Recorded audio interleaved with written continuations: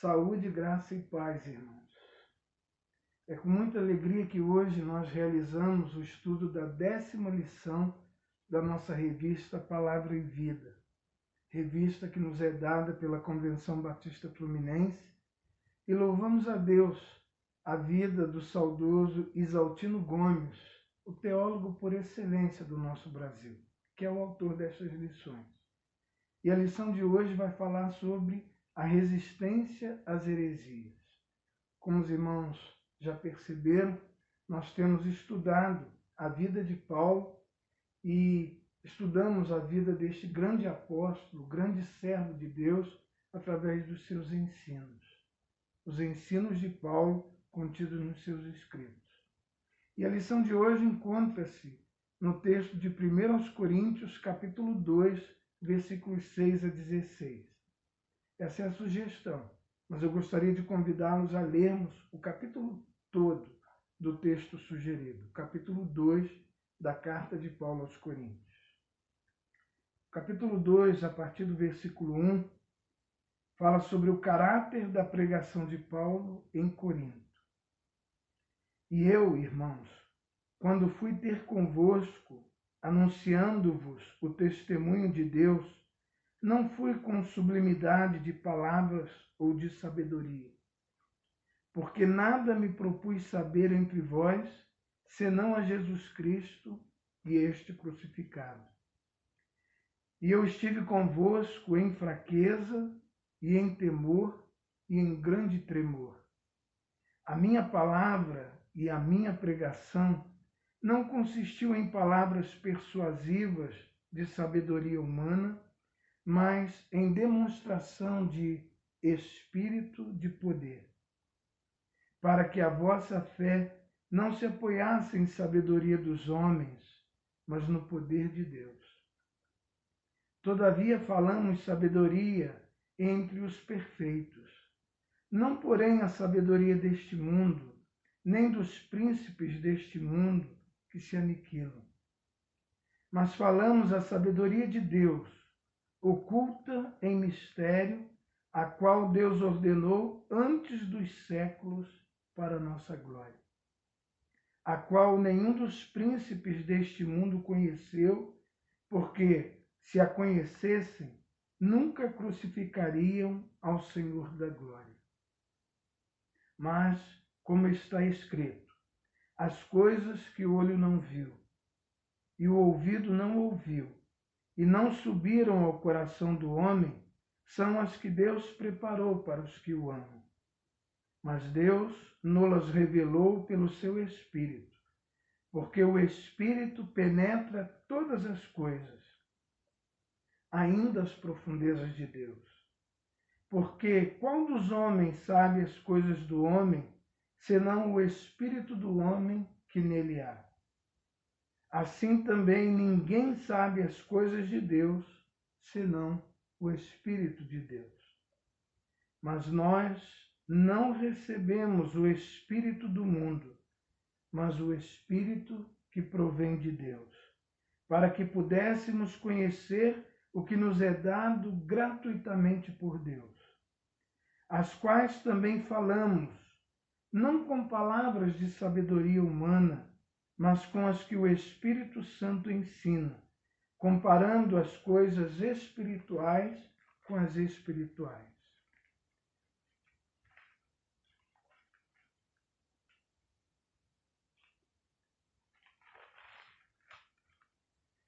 Ora, o homem natural não compreende as coisas do Espírito de Deus, porque lhe parecem loucura e não podemos entendê-la, porque elas se discernem espiritualmente. Mas o que é espiritual discerne bem tudo, e ele de ninguém é discernido. Porque quem conheceu a mente do Senhor para que possa instruí-lo? Mas nós temos a mente de Cristo. Que texto maravilhoso. Convido os irmãos a fazer comigo uma oração. Amado Deus, muito obrigado pela tua bondade, tua graça, tua misericórdia. Muito obrigado pela tua palavra que nos ensina, que nos admoesta. Obrigado pela vida dos homens e mulheres do passado e do presente, que sempre, Senhor Deus, estiveram preocupados em discernir as coisas espirituais.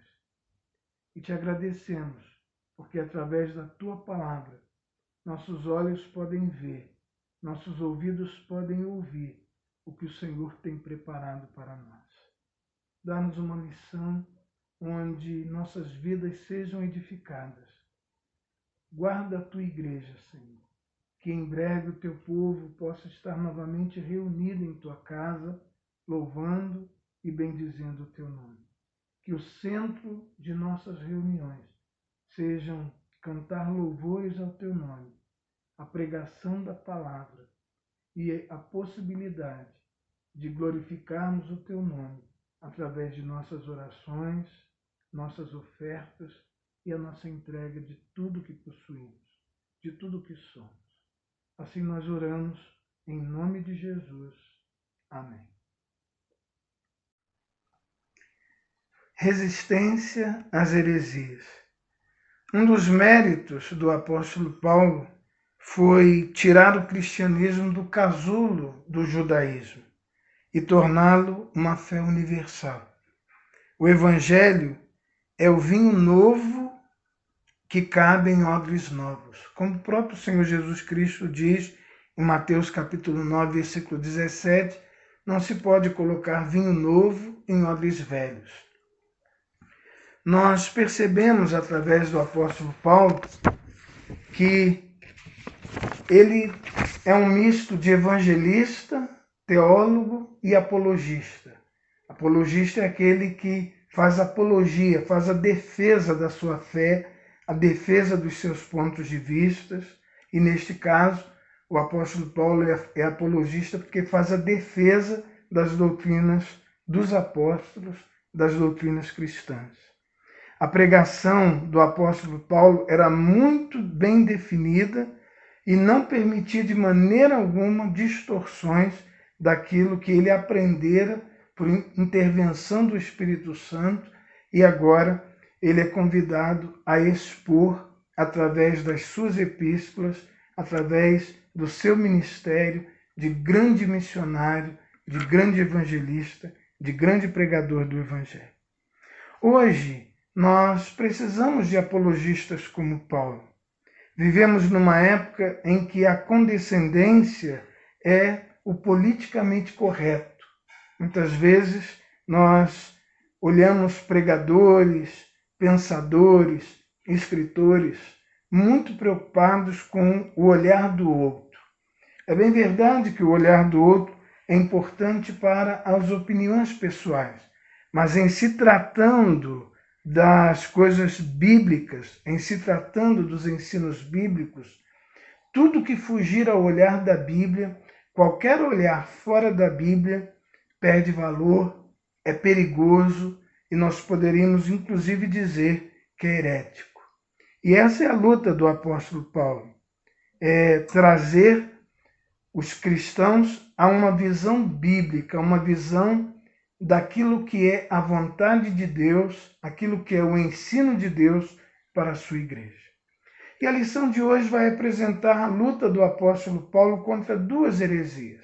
A primeira, contra o judaísmo, ou os judaizantes, aqueles que procuravam fazer com que os cristãos fossem apenas uma seita do judaísmo, e a luta do apóstolo Paulo contra a heresia gnóstica. Nós vamos ver na lição de hoje.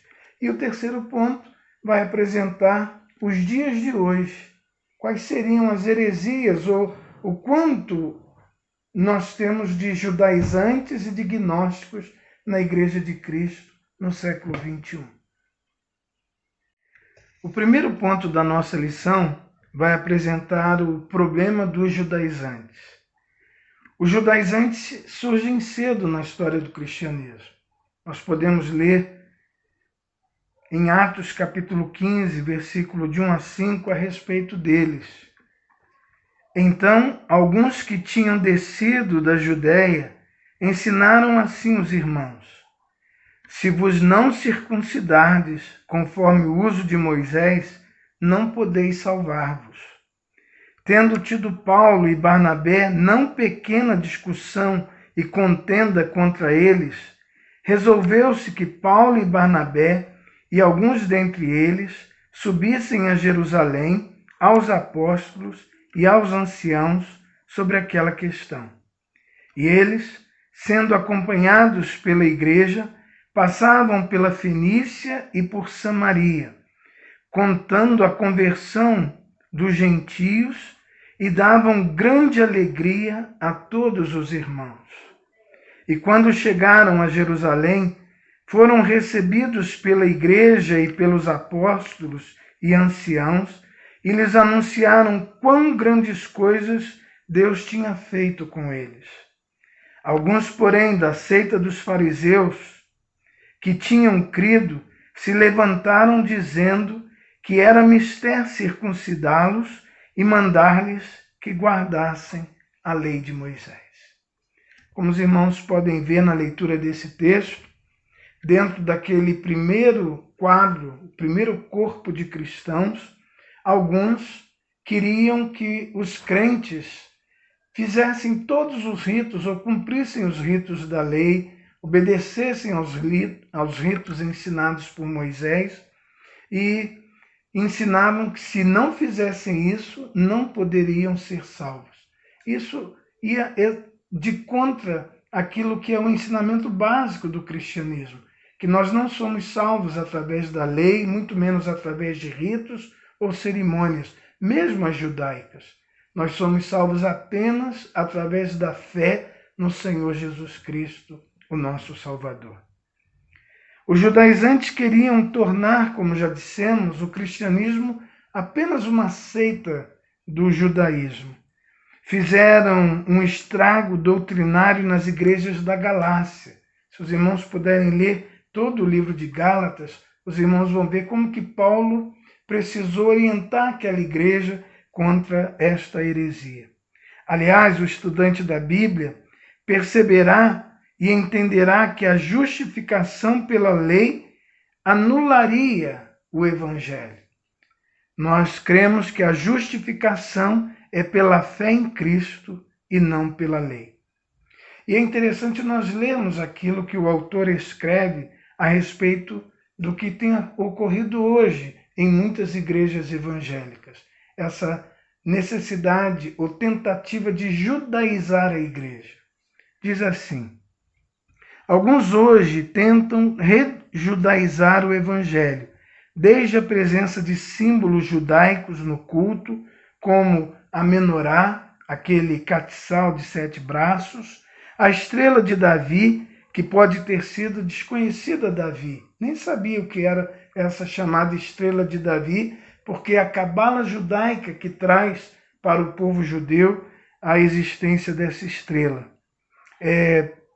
A bandeira de Israel nos templos, até a indumentária, como o quipá, aquele chapéu que os homens colocam, aquela boina que os homens colocam sobre a cabeça. E também, muitas vezes, os seus cânticos se baseiam apenas nos salmos, não nos evangelhos, não nas epístolas, e, de certo modo, toda a liturgia, até mesmo danças, vem mais do tempo judaico que das reuniões cristãs. E é necessário nós entendermos que o Evangelho e os crentes seguiram o modelo não do templo de Israel, mas o modelo das sinagogas, onde havia o culto e a pregação da palavra, o culto e a leitura e exposição da palavra. E nós, os crentes, mantemos esse padrão até os dias de hoje. Infelizmente, há cristãos mais empolgados por Israel que pela igreja. Isto é perigoso. Pode levar a esquecer-se que só há salvação em Jesus. E que o verdadeiro povo de Deus é a igreja. Deus não tem 2 povos. O povo de Deus é quem crê em Jesus como Senhor e Salvador. Quem não crê em Jesus está perdido, mesmo sendo um judeu. A palavra de Deus nos ensina isso. Não podemos varrer a cruz para baixo do tapete. Ela é central na nossa fé. O único Cristo digno de fé é o Cristo crucificado. Por isso Paulo disse, e pregar a Cristo e a este crucificado. Nosso monte é o Calvário, não o Monte Sinai ou o Monte Sião. É importante que nós somos filhos da cruz e não filhos da lei. A salvação não vem pela lei, mas pela graça por meio da fé. E isto não pode ser esquecido. Há cristãos que se tornam inimigos da cruz e, tornando-se inimigos da cruz, o seu fim é a condenação. Se no primeiro ponto nós apresentamos a luta de Paulo contra os judaizantes, o segundo ponto vai nos falar sobre gnosticismo, um movimento esotérico. O gnosticismo, na realidade, não era uma religião. O gnosticismo era uma filosofia muito antiga, anterior ao próprio Cristo, e que as religiões, principalmente as orientais, as chamadas religiões de mistério, e muito depois também as religiões de Roma, vindas muitas vezes com seus deuses já cridos e cultuados na Grécia, esse gnosticismo tinha esse propósito, trazer a ideia de mistérios, aquilo que é hermético, é fechado para a salvação. A pessoa, para ser salva, se fosse membro de uma religião de mistério, ela precisaria ter gnoses, conhecimento. Então, era o conhecimento, o encontrar a luz ensinada por essas religiões, ou esta filosofia gnóstica, encontrar a luz é que levava o crente à salvação. De modo algum, nós, os crentes em Jesus Cristo, acreditamos nisso. Para nós, só Jeová é Deus e Jesus Cristo, e Jeová, Deus o Pai, Deus o Filho, Deus o Espírito Santo, Deus é luz. Ele é o nosso conhecimento, ele é a nossa sabedoria. Daí o texto bíblico, Paulo preocupar-se em ensinar que nós não devemos, e ele, como apóstolo, não se preocupou em falar palavras bonitas, falar palavras que encantavam os homens, usar palavras que fossem cativantes, de sabedoria humana, de inteligência humana. Mas Paulo diz que pregava, através da eficácia do Espírito Santo, palavras vindas de sabedoria de Deus. Segundo nós podemos perceber na Bíblia, os gnósticos já estavam ali atuando junto aos discípulos, como é no caso do livro de Atos, capítulo 8, versículos 9 a 24, como é a história de Simão, o mago. Nós sabemos que Simão tinha essa preocupação de descobrir qual era o segredo dos apóstolos para realizar milagres, qual era o segredo para realizar as maravilhas, os prodígios que eles realizavam. Então, ele chegou a oferecer dinheiro para comprar este segredo, para possuir este poder. Algumas fontes posteriores ao Novo Testamento chegam a dizer que Simão o Mago se considerava divino e que a sua amante era a reencarnação de Helena de Troia. Então, os irmãos percebam que desde cedo o cristianismo teve que lutar com ensinamentos como estes. O gnosticismo era uma das muitas heresias que negavam a corporeidade de Cristo. Acreditavam que Jesus Cristo era uma espécie de fantasma, que Deus não poderia se fazer carne e habitar no meio de nós por considerar a carne uma subvida, a carne como sendo imunda, e o nosso Cristo, o nosso Senhor, não teria sido feito carne através do nascimento, através de Deus, Emanuel, nascendo nele, Cristo Jesus, fazendo-se carne. Por isso que João, que combatia o gnosticismo, tinha essa preocupação. Ele chega já no prólogo, no capítulo 1, dizer que o Verbo se fez carne e habitou entre nós. E todo o Evangelho, e principalmente as epístolas de João, 1ª, 2ª e 3ª João, é uma luta do apóstolo contra a heresia gnóstica, procurando ensinar que essa ideia de que não houve ressurreição e que não há salvação através de um Deus crucificado na pessoa de Cristo, mas sim através da busca de um conhecimento profundo, de uma gnose profunda, de entendimento de mistérios, a luta do apóstolo João, como também foi a do apóstolo Paulo em estudo, contra essa heresia gnóstica. É muito forte nos escritos neotestamentários. Alguns gnósticos eram docéticos. Esse termo docético vem de doqueo, parecer. Eles ensinavam que Jesus não era carne, apenas parecia. Por isso, o apóstolo João, nas suas epístolas, chega a dizer que o anticristo é aquele que diz que Jesus Cristo não veio em carne. Era uma maneira dos primeiros discípulos de Cristo, os apóstolos, os crentes e a própria igreja lutar contra o gnosticismo. Obviamente, Paulo combate essa sabedoria. Não a sabedoria intelectual, sabedoria do homem, porque o próprio Paulo era um homem muito inteligente, muito culto, possuidor de uma capacidade tremenda que Deus lhe deu. Mas é combater essa sabedoria de mistério. E hoje, queridos, nós nos entristecemos quando percebemos que muitas pessoas ainda estão à procura de mistérios, de um conhecimento que uns crentes menos elevados poderiam possuir. Alguma experiência sobrenatural com essa sabedoria, com o divino. Não. Cristo é aquele que veio salvar o homem, redimi-lo dos seus pecados e oferece a cada crente a oportunidade de crescer espiritualmente, de possuir sabedoria vinda dos céus, de tornar-se aquele que está crescendo até chegar à estatura de varão perfeito. O Evangelho são boas novas para todos. Não há mistérios escondidos. Não há para nós nenhuma regra, nenhum rito, nenhum processo que devemos fazer para nos tornarmos mais santos, mais sábios, mais inteligentes. Basta crermos em Jesus e deixarmos Jesus agir em nós. Ele é a nossa sabedoria, ele é o centro da nossa mensagem. O nosso terceiro e último ponto fala sobre a grande intervenção de Deus na história. Por isso nós abandonamos o judaísmo e nos tornamos uma fé universal.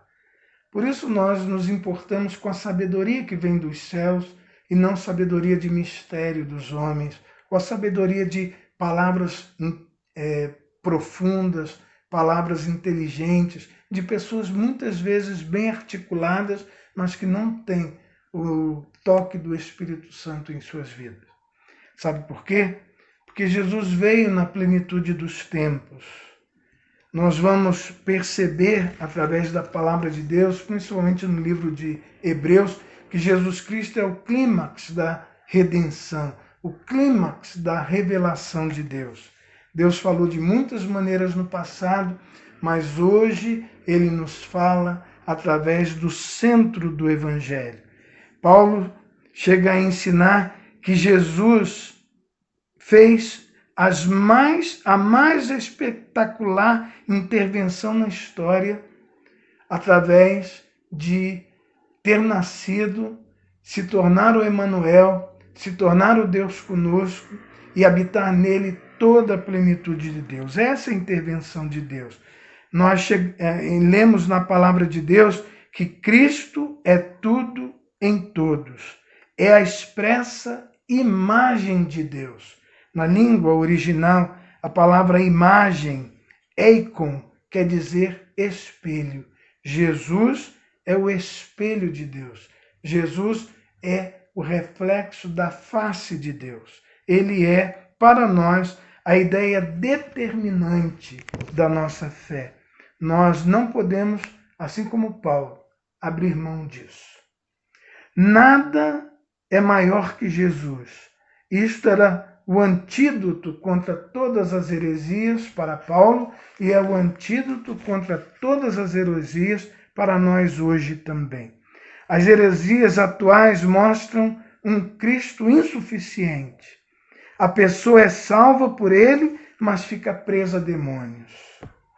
É um Cristo insuficiente porque a pessoa é salva por Jesus, mas tem que vencer maldição de palavras, tem que vencer maldição hereditária.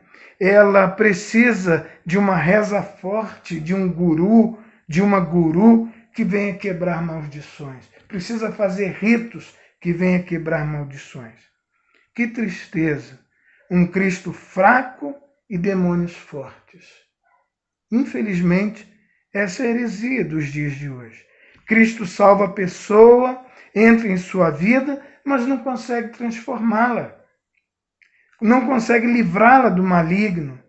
Essa pessoa se torna uma nova criatura, mas não muda nada na sua vida. Ao passo que ela, quando se torna nova criatura, já tem na sua vida todas as bênçãos espirituais, mas hoje em dia ainda há pessoas que ensinam que crentes precisam ficar quebrando maldições em sua vida, crente precisa ficar fazendo determinados ritos e cerimônias para que Deus seja forte na sua vida. Infelizmente, nos dias de hoje, as pessoas estão mais preocupadas com mistérios do que com a sabedoria que vem de leitura da Bíblia, estudo da palavra, colocar a mente focalizada na palavra, perguntar ao Espírito Santo o que a Bíblia fala ao seu coração, é colocar em prática o que tem aprendido nas Sagradas Escrituras. Eu gostaria de mostrar para os irmãos que Isaltino Gomes, o autor, mostra num dos parágrafos algo que me tocou muito, quando ele diz assim: Cristo é algo muito mais do que uma religião, do que a sabedoria, do que a busca de mistérios. Ele é a palavra de Deus. Ele é o clímax da revelação. Ele é a expressa imagem de Deus. Tem um nome sobre todo nome, mas os hereges insistem.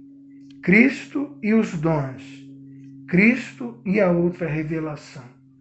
Infelizmente, algumas heresias têm ensinado isso. Por exemplo, os adventistas do sétimo dia, Ellen White, é Cristo, mas precisam da revelação das profecias de White.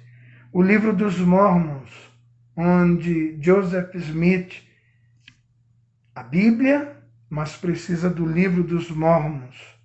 Nós percebemos os escritos neopentecostais, escritos de alguns pastores, e aqui digo com humildade, como Edir Macedo, onde as pessoas leem mais os seus livros, os seus conselhos, os seus ritos, do que a própria palavra de Deus. As bulas papais, onde o Papa decreta acerca de costumes da igreja, o Papa decreta acerca dos ensinos da igreja, quando a própria Bíblia é a nossa bula, quando a própria Bíblia são os decretos de Deus para a nossa vida.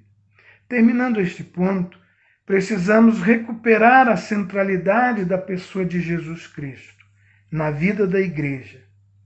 A igreja é de Jesus, ele a comprou. Pastores e líderes não são os donos da igreja, apenas tomam conta dela para Jesus. Precisamos pregar e ensinar sobre Jesus.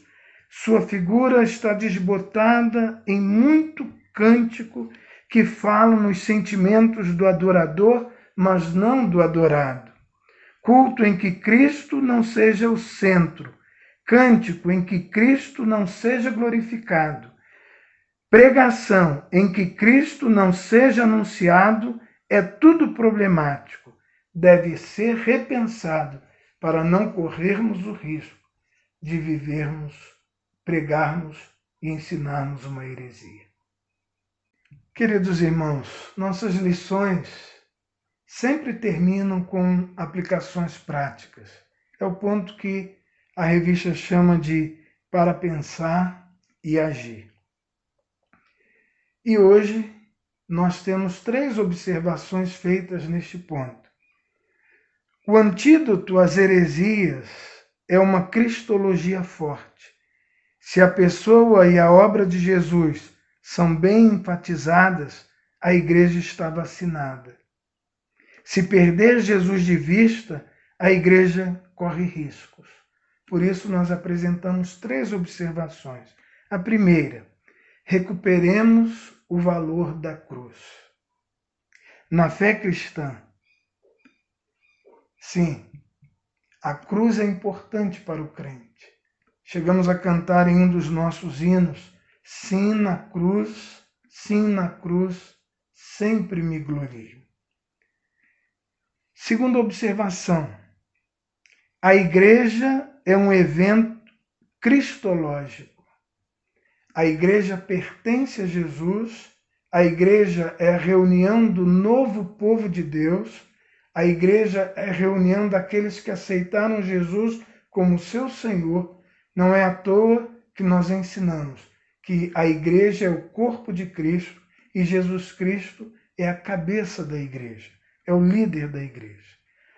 O seu carro-chefe não é o louvor, nem o pregador, nem a sua eclesiologia, ou seja, a sua administração, a sua forma de administrar os ensinos bíblicos.